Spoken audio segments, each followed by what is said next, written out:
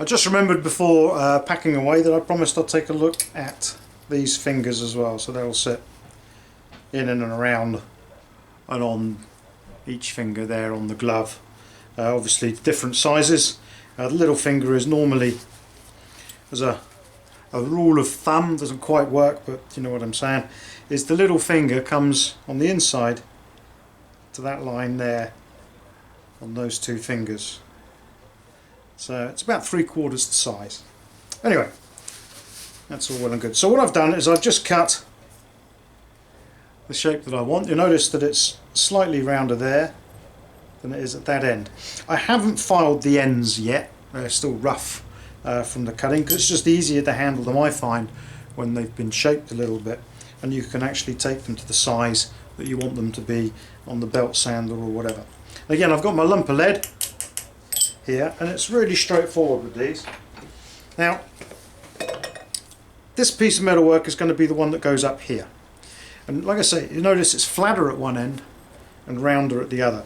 That's because I like to put the flatter end up here, so that will go up nicely underneath the rider plate that we've done and be attached there, and this rounder one sits nicely then underneath the knuckle that we've just done and gives it a little bit of articulation.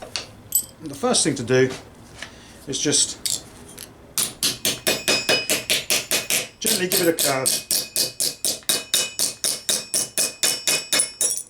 Now on some of these you can see they're actually flat and they've done no work on them at all apart from just bend them that way.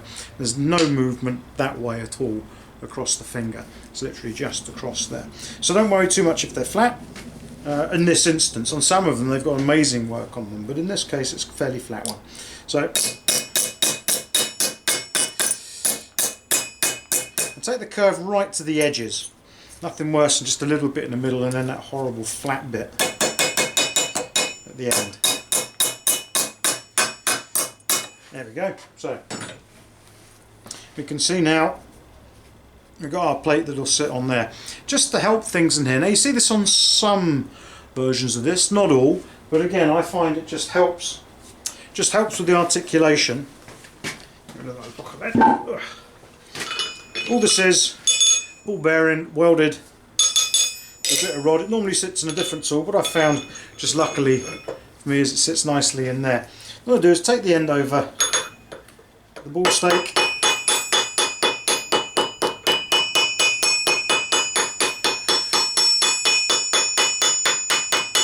and just give the front there a little bit of a push over.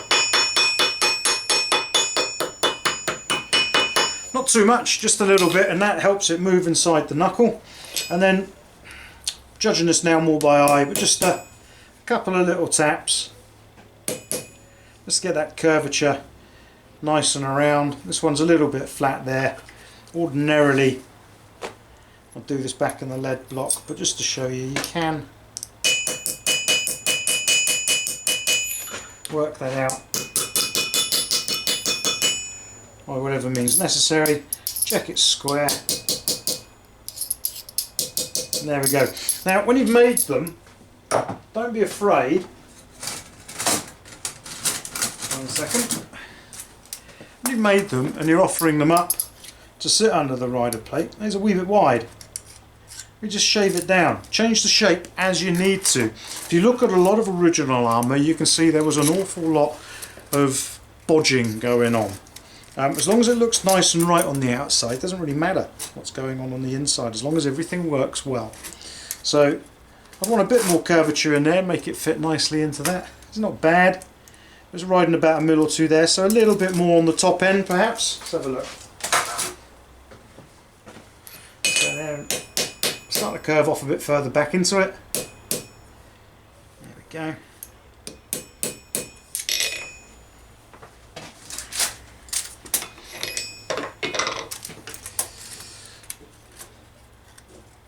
There you go, perfect job, fitting in there nicely. So what I'll do in the next video, I'll take a look at how I attach these to the leather, how the leather goes in there, and then we're job done. Thank you.